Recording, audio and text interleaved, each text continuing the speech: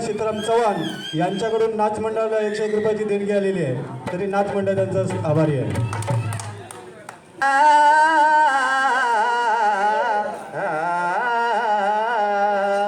आमच्या गावातील नाथ आरोही अमोल खरात हेचकडून थोरात आरोही अमोल थोरात हेचकडून नाच मंडळाला 101 रुपयाची देणगी आलेली, तरी नाच मंडळ आभारी आहे. गौराई माते अग केला ध्याच गौराई